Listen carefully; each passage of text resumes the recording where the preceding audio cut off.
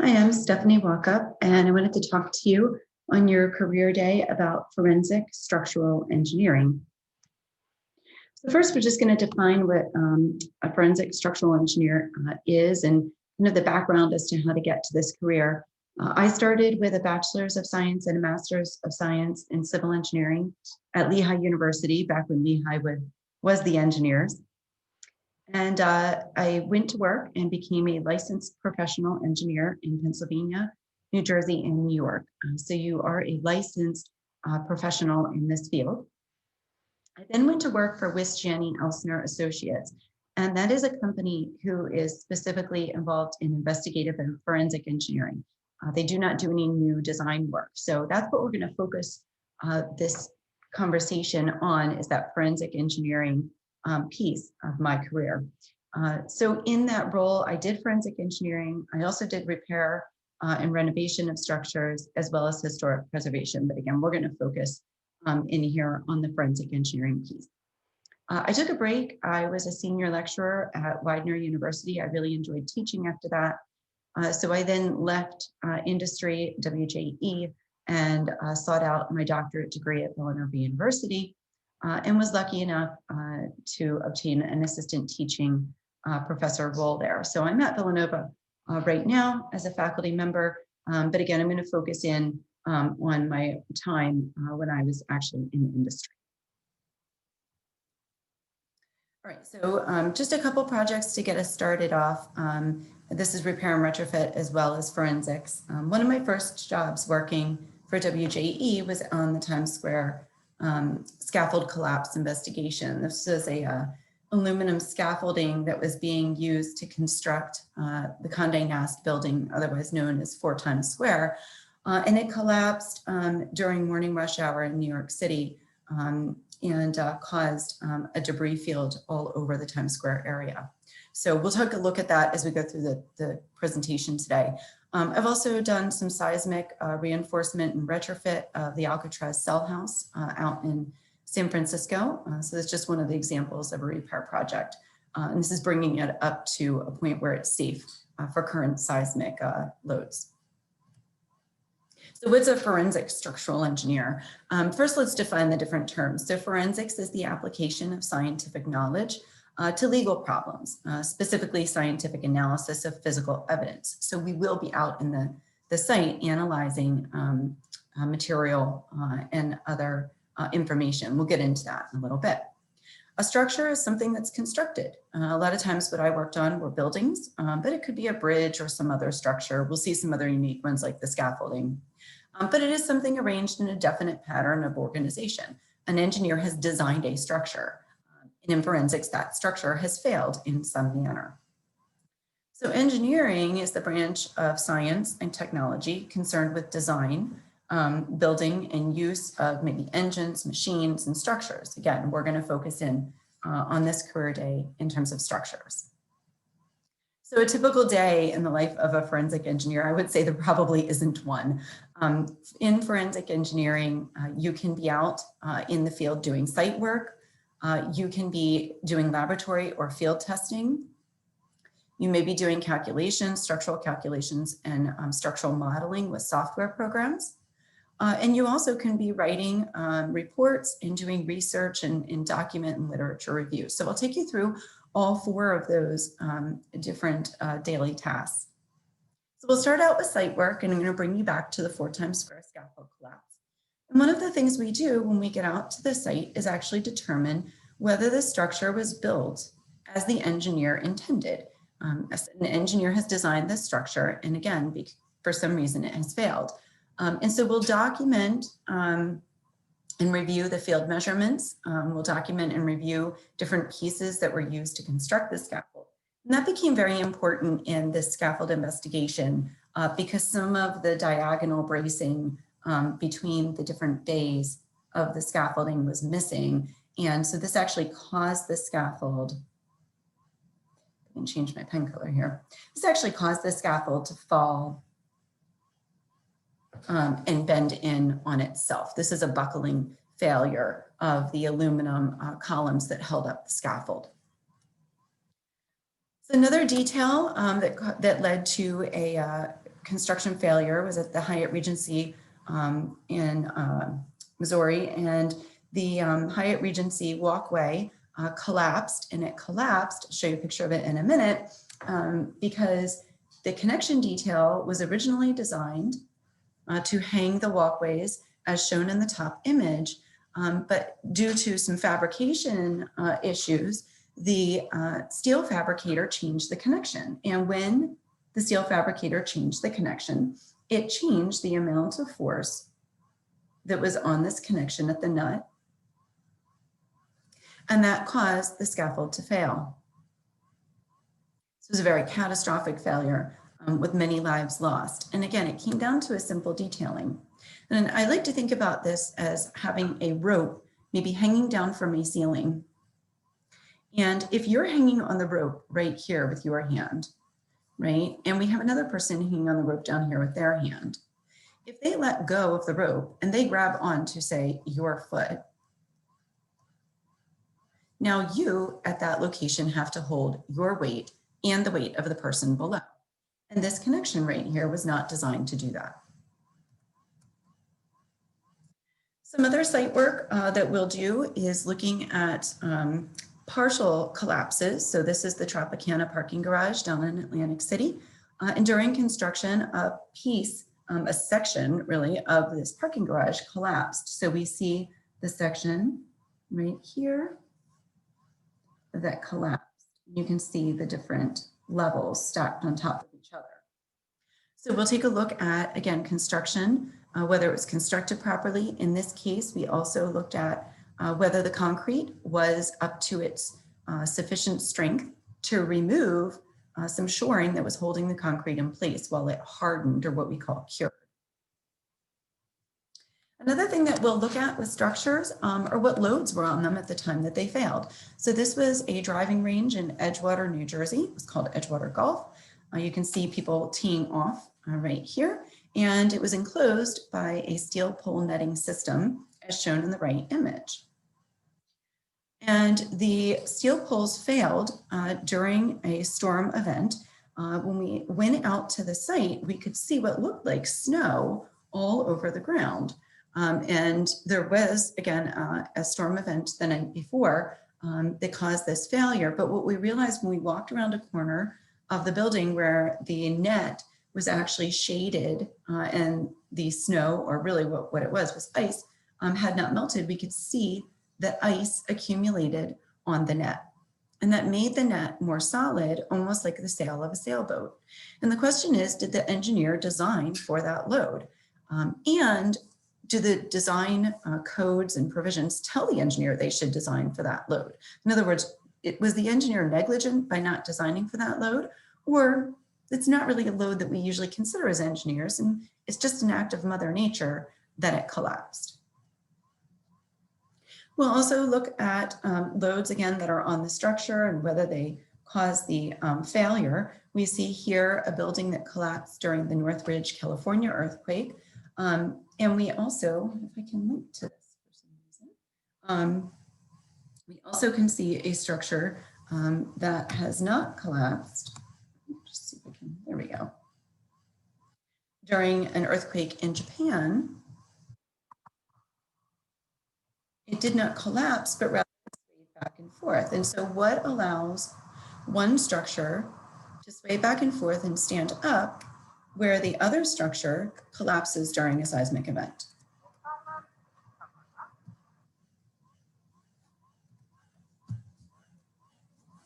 Other things we'll do in the site is collect specimens for testing. So we can see concrete cores being extracted. And we can also see wood timber piles being removed from beneath the building. So this is the concrete core extraction. This is the foundation of a building right here, the concrete grade beam. And the soil isn't very strong, and so we would use wooden timbers. We use these at the beach all the time, if you go down to the Jersey beaches, right?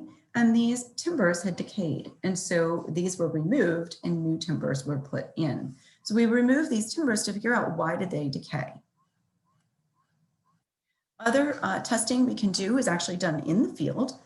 we can take a chain and actually drag it over reinforced concrete and here voided out areas, we call them delaminations, in the concrete to know where the reinforcing steel is corroding and where the concrete needs to be removed and repaired. This is sounding with a chain. We see sounding with a hammer, and we can see the concrete deterioration here. In the right image, we actually see an electron scan of our concrete core that's extracted. And in that, we will look for cracking within the concrete, and we'll look for reactions between the cementitious material and maybe the aggregates to determine, whether there are chemical reactions going on causing deterioration as well. Other times we'll take materials into our lab and we'll test them. This is how we test a steel coupon or another metal coupon to determine its strength. And here we see our concrete core being tested to determine its concrete strength. This is an example of laboratory testing where we're looking at a system. This is actually the hanger rod in that Hyatt Regency walkway collapse that I showed you earlier. And this was the failure mechanism that we observed. So the beam that that rod was supporting originally looked like this. And as load was applied, we see that this flange opens up and this one curls in to the deformed position. And then this rod slips up through the support beam. So again, we can test connections and members in the labs as well. We can also load test structures. So this is the Tropicana parking garage because only part of the structure failed. And the question is the remaining structure safe? So what we've done in this instance is actually installed instrumentation. This is a strain gauge and the underside of the concrete slab that remained. And there's some shoring in place here, and we're doing some surveying work. As we load the structure, we actually load it up, jack load onto there and see what the strain is in the concrete and whether the member deforms more than we expect. And if it deforms an appropriate amount and it rebounds an appropriate amount, then we know that the structure is safe. So what do we do with this information then? We take information that we gather in the field and through our laboratory testing, and we perform structural calculations and modeling to determine whether the structure should have failed or not with our engineering design codes. So we have many different design codes that we use, and they're developed based on engineering principles. And those are really based on math and science. I'll take you through some of the core courses you would take in your freshman and sophomore years. So we have an international building code. We have an AASHTO LRFD bridge design code. This is the NDS, this is the wood design code. This is our concrete code, and we have our steel manual. Manual just because it has nice tables that we can use as engineers. So as part of our structural calculations and modeling, we will look at the actual members and how they're pieced together. When we first started out with software in the engineering world, the software programs were very basic and they didn't always consider all of the different failure modes. The Hartford Civic Center was one of the first space frame structures that used software for the analysis and design. It was a very complicated space frame. As a result of this analysis, there was poor bracing of some of the members. The software program actually underestimated how much load was on the structure, and it didn't consider the direction of the forces appropriately. So again, because of these failures in the software program, there was an overload of this structure and it actually collapsed. And it was based on the analysis and design that the engineer performed. The engineer did not perform the design appropriately using the software that was provided. And this is just to know that, engineering continues to evolve. We continue to learn more and more. It's important that we continue as engineers to stay on top of current practices.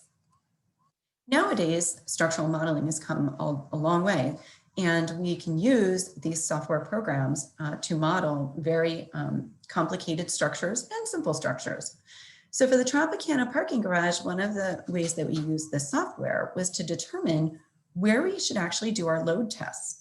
We wanted to determine the best location for testing, and that was the location where we would get the highest what we call stress in the structure, and the location that would be most likely for it to fail. That's where we want to test it.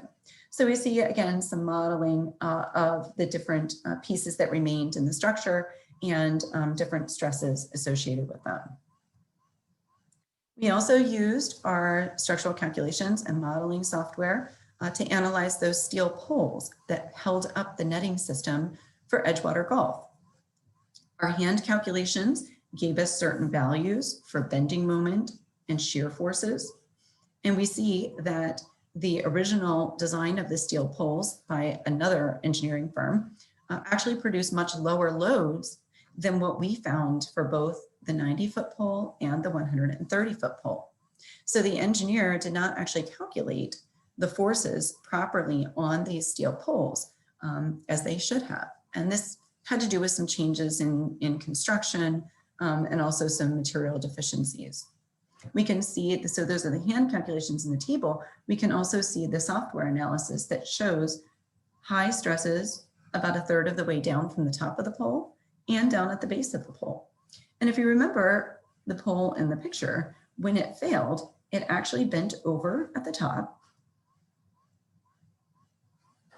It bent over at the top and then it fell down. And so we see these two locations of high stress. Those are similar to the locations that we saw in the pole failure. All right, so once we have all of the information and we've done our analysis and our calculations and modeling, we then need to actually document some of the research and the codes and write up our reports. So a couple of things with the Edgewater Golf that we just talked about was that the engineer assumed that in a high wind, the net would actually break away from the steel poles. And we know that that's not always the case, because if the net is being blown into the steel poles, it's not going to tear away from it. And the connections of the net to the steel poles were actually not designed to fail. So in engineering, we make assumptions many times, but we have to go back and check that those assumptions are correct. It also assumed in their design that the net would be 8% solid. But if you remember the amount of ice that accumulated on that net became almost 100% solid, like a sail. So it really was these engineering assumptions that led to the cause of the collapse. We'll also research different documents. Sometimes we'll get climate data from NOAA, and we'll also research different state-of-the-art reports. This is actually on that alkali aggregate reactivity. This is in that concrete core where we were looking really close up at the core.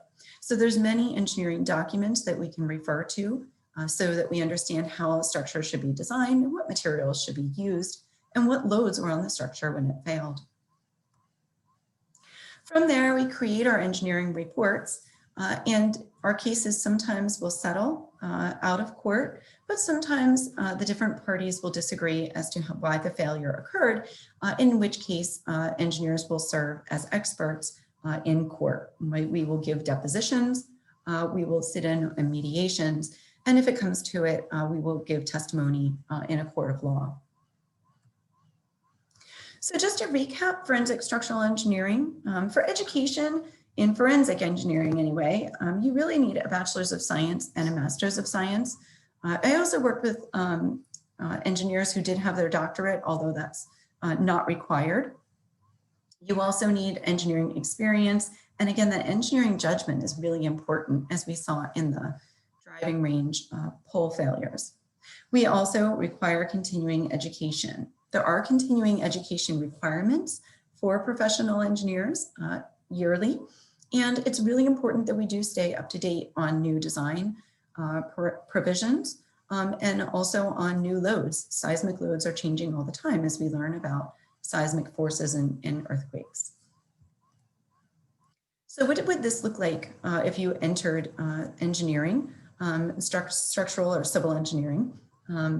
For the core courses that you would take in your really freshman and sophomore year, you'd be taking a lot of math and science. You would start out with calculus. You do Calc 1 and 2 your freshman year, Calc 3, and then differential equations or linear algebra in your sophomore year. For science, we're usually in civil engineering focused on physics and chemistry. Biology is not as important in civil or structural engineering. So once you have these core courses, then we lead you into your engineering courses. You usually take one or two in your freshman and sophomore years both, and then in your junior and senior year, you focus primarily on your engineering coursework. So I hope you learned a little bit about structural forensic engineering. It's a field that I truly enjoyed, and I think it's a unique field that gives opportunity to be out in the field studying structures, but also in the office in doing calculations and writing reports.